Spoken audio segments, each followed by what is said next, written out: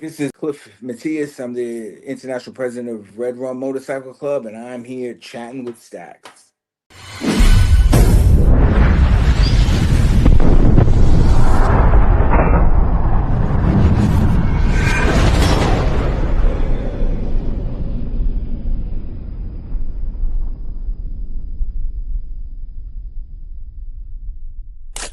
Welcome to this episode of Chatting with Stacks. I'm your host, Bill Stacks, and today I got Cliff. Nah. I was just, we were, it wasn't really so much of leadership. We were just just a wild band of crazy kids. Yeah, we didn't even really,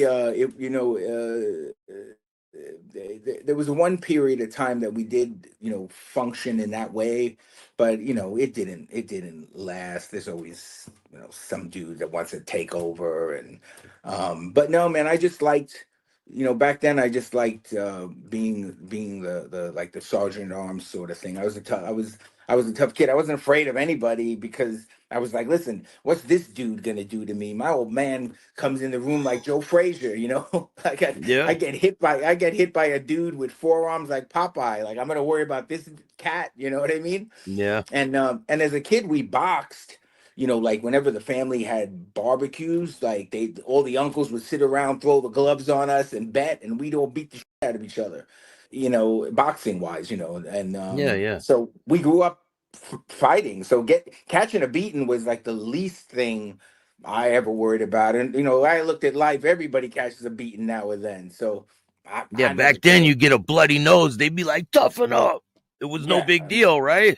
no big deal, man. You Yeah. came home all jacked up, and that was just part of it. So today it's a different story, man. And I feel like the youth are like afraid to catch a it's just I watch these Now it's videos and this. Now it's the internet. It's the internet. People get to run their mouth on the internet. yeah, and I say that in the old days, man, if you ran your mouth, someone would be waiting for you to come home. Like someone would 100%. be sitting in your driveway waiting for you to come home. If you did that in the street in the old days, someone might be hiding in the garbage can and waiting for you to come out and pop out. And garbage cans and the lids were metal and the cans were metal and dudes got hit with them all the time. So it was definitely a different era, a different time, a time of responsibility because what you said and how you lived, you had to take accountability for that. Yeah. Much different than today when there's no accountability. People sit in their basements, make up names, and then just go on and troll about people, and and and there's no humility. Like if you leave something or leave a woman, or like you see these dudes that they leave a woman, or even women who leave a man, and they're just going on and talking about them and discrediting them. And when they both were in a relationship for the better and for the worst, and that's just part of how it works, just canceling people. And I see it and with motorcycle clubs. I see guys that can't, left the club, and in that club, I'm sure they had good times and they had bad times and whatever happened, but their mission, they just can't get over it, and they just sitting there, talking about their experiences and talking about um there was a guy who was going on and on about a 1% club. I remember last year he was just going on and going on and going on, and it was almost like the universe cursed him, man. He ended up getting run over by a car and killed. Yeah. Like I don't Blew know. up. His bike blew up. I That don't know. Jersey Listen, I guy. don't want to Yeah. talk about the dude. I don't know, want to talk about who he was talking about. I don't. All I want to say is it's all. When you put out all that negative energy, and it's almost like the universe comes back to you. You have to be careful with the things you put out and the things you say. Um, and what you put into the air in the universe, because the universe is really fickle, bro. And all of a sudden this comes back to you. And I've seen it, being indigenous.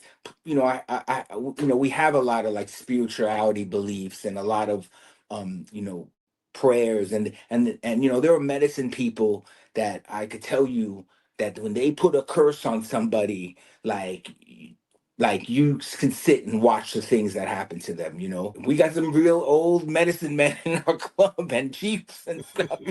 Although, listen, I'm not saying we do that, but there are guys that can sit and tell you stories, you know, and really believe in the healing and of the medicine. You know, I'm kind of joking around about but it's true. You know they say people, you know, that's why we smudge each other, but sometimes you just have to be careful what you put out into the universe, because when someone sits and gives that to you, and that's true in a lot of different cultures, right? Hey, you know, you talk about like Haitians use those dolls and they start Yeah, chanting needles and dolls, and you know, there's you know, Italians have what, the evil eye, like they give them the, I forgot what it's yeah. called in Italian. I grew up with a bunch of Italians, and they give them the, oh man, The what's it horns, called? right? The horns, right? They give them the Yeah, yeah. horns. They're like, yeah, and yeah, man. You know, you have to be careful when people put that on you. You know, yeah, you What do got you to be think the really. internet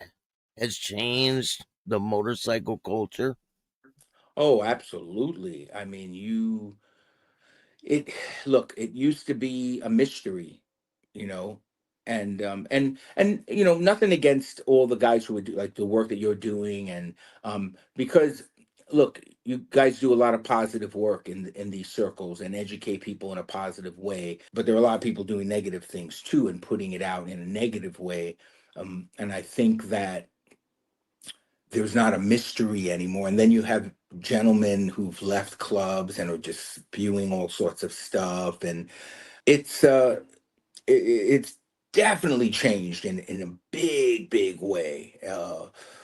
I've been in you know, motorcycle clubs for, you know, way over 30 years, and I had breaks in periods of time that I, you know, left and I was just a civilian and then came back, and um but yeah, I mean, you talk to any old school dude, and they'll tell you it's wild how much has changed. Some clubs have a rule: no internet, no interviews. Is there a rule with your club about using the internet?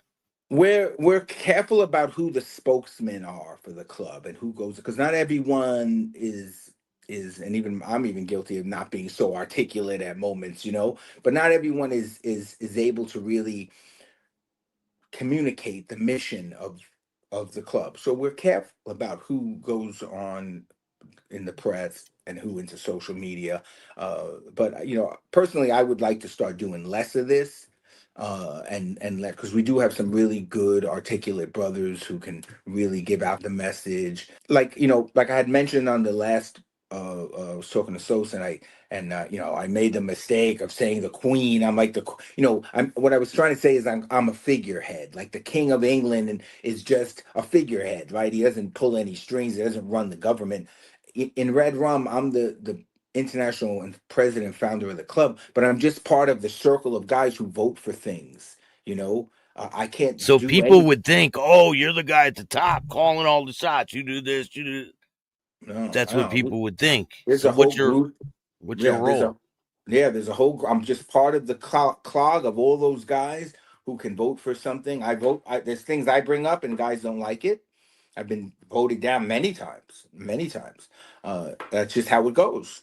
But when you commit to that process, then you have to. You know, there are guys in clubs, in this club as well. When you have an election, they don't win the election and they quit, and that to me is like, wow, man, like we just provided you with a process, you know, because in the early days, you know, regionals and state bosses, we put them in place, mainly because the club was new, and you know, you have to make sure when you put someone in that place, it's not a popularity contest. You have to make Yeah, sure it's someone who has experience in dealing with dominance, that has experience in leadership, uh, and so, you know, in the very early days, you put someone in place. And now that gives an opportunity for the other guys who want to run against him, right? It gives them some a year or so that they can get proficient in speaking to other clubs, in